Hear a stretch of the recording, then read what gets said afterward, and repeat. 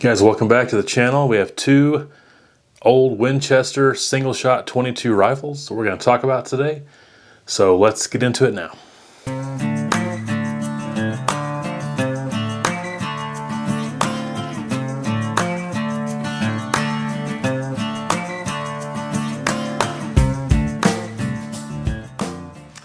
Okay, so as just someone who loves firearms, I've read a lot about Winchester rifles, especially way back in the day, and their relationship with John Browning.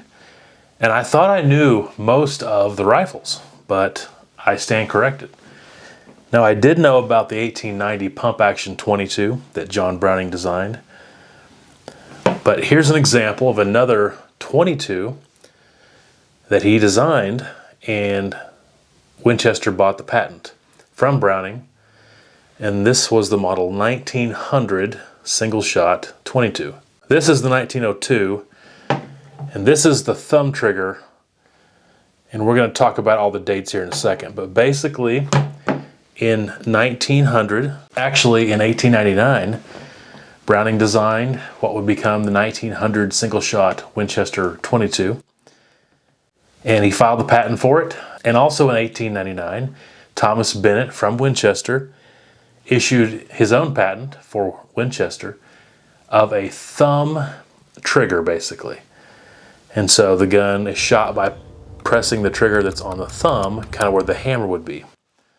Both those patents were issued in 1899. Well, Winchester did what they did with pretty much all of John Browning's patents back in those days. They bought them. They bought the rights to the gun, the patent, everything. And in 1900, they came out with a rifle, not with a thumb trigger, but similar to this one with just a normal trigger in the model 1900. 2 years later, this version was released, the 1902. A few years later, the 1904 was released with just a few minor differences. And also in 1904, they come out with a thumb trigger version. So there's the literal trigger right there. Now, the thumb trigger model came out in 1904 and lasted about until 1923. From 1920 to 1923, they stopped calling it the thumb trigger model and called it the Model 99. Once again, that year is designated because of the patent for the thumb trigger. And then the 1902, which I showed, and the 1904, that have the normal trigger, they continued until the early 30s. So you had the original 1900, and then you had basically three variants of it manufactured and sold simultaneously for the next few decades. The basic theme of this rifle is simplicity. It's a very simple design. You have literal one screw here that will take off the receiver and the barrel. You have three small screws here that keeps this trigger guard on. And with the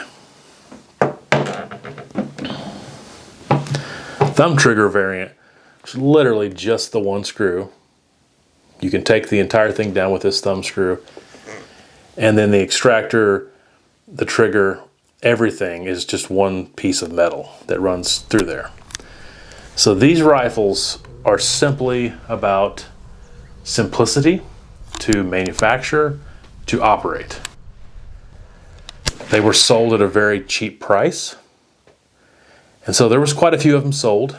I believe there was around 75,000 of this thumb trigger model sold. Most of these, however, went to Australia. And so we had two things happening with the 1900 and all its variants. One, they were kind of looked at as a boy's toy. Even though they're obviously not a toy, they were looked at as maybe a young man's first firearm. And they were beaten up on pretty bad.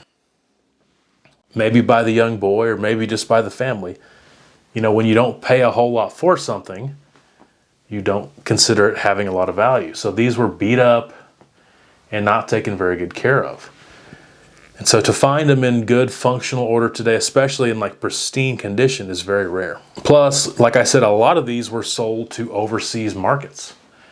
Australia in particular, loving this thumb trigger variant. So these were not expensive at all when they were created and manufactured.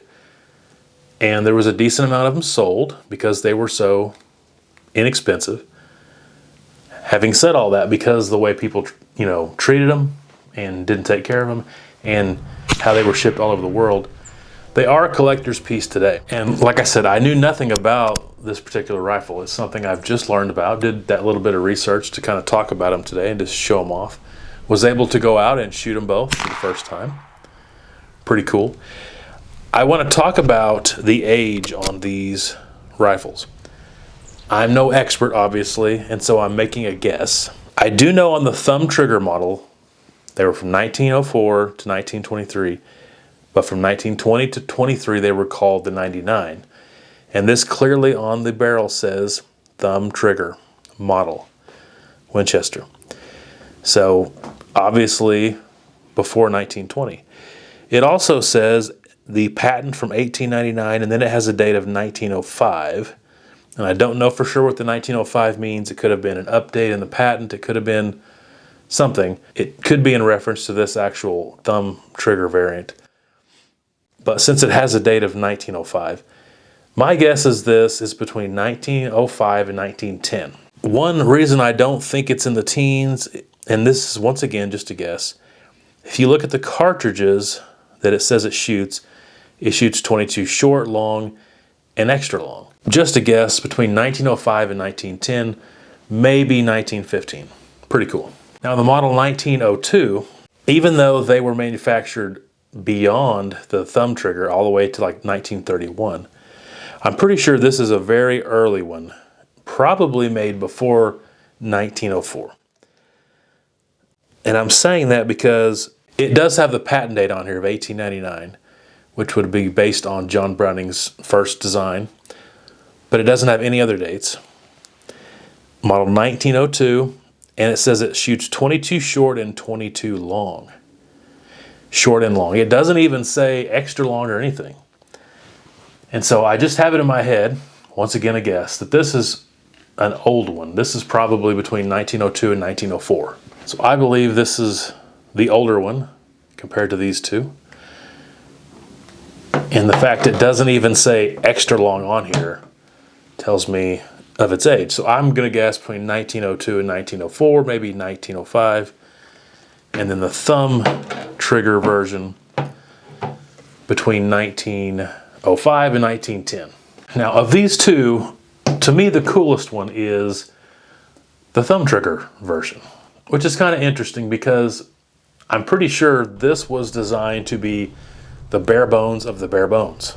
So because it doesn't have a trigger, obviously, it doesn't need this semi-ornate trigger guard. And because, like I said, all the pieces are basically just one piece of metal and a spring in here, it's even more simple than the original Browning design. One screw takes everything down. The butt plate's kind of that plastic look, probably that bake light stuff, but it's more of a plastic look. And this is also the bake light look, but it has more of a design in here. Has the Winchester trademark symbol on here. Just looks a little bit better. So even though this was created to be kind of a young man's first rifle, kind of a toy-ish, and to be definitely cheap and simple, the Thumb Trigger variant was next level. It was even simpler. To manufacture this would have been nothing, would have cost them nothing. Having said all that, I like this one the best, and this is the one I think that garners the most attention because of how it shoots. I want to thank my friend who let me borrow these, and he emphasized when he let me borrow these to be sure, and don't forget, this is not the hammer. You know, with a normal rifle, it's just common to pull the hammer back, and sometimes you do that without thinking, but that's pulling the trigger.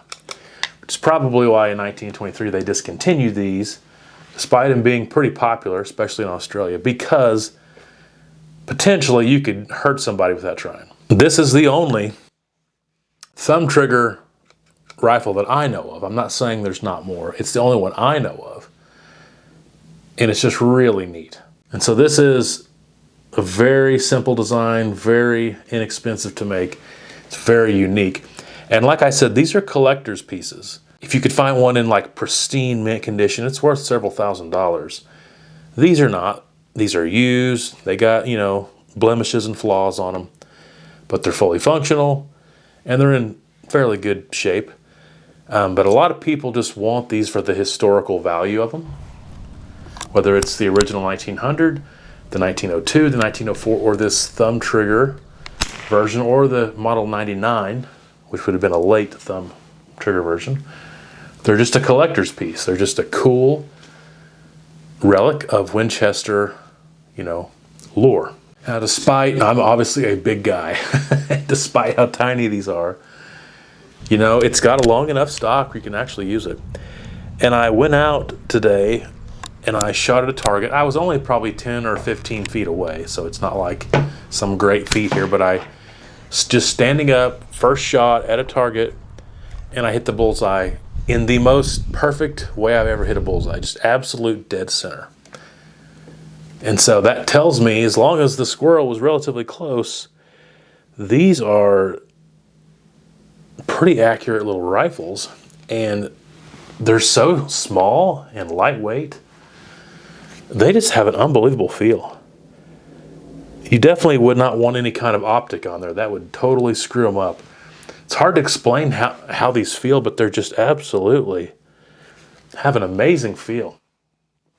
You can just get on quickly, and they have such a good feel. You know, you're not moving around. It's just hard to explain. You just have to, I guess, use them yourself. But point is, these would be excellent squirrel guns. I mean, if you're just going to go out and try to kill a couple squirrel, a couple rabbit for dinner, these feel great. They really do. So I'm just enamored by them. I think they're really cool relics of Winchester history. What do you guys think? I'm sure a lot of you guys had already knew about these. I guess I was kind of late to the party on these. I just wasn't aware of them, but really cool that I got to look at them, make a video on them, and shoot them for the first time. Do you guys have any of these? What's your experience with them? Love to read all about that. Have any comments about old Winchester patents that were bought from John Browning? I'd love to read about that as well. If you like this video, please give it a thumbs up. Subscribe if you haven't already. More videos like this coming out. And until next time, guys, take care.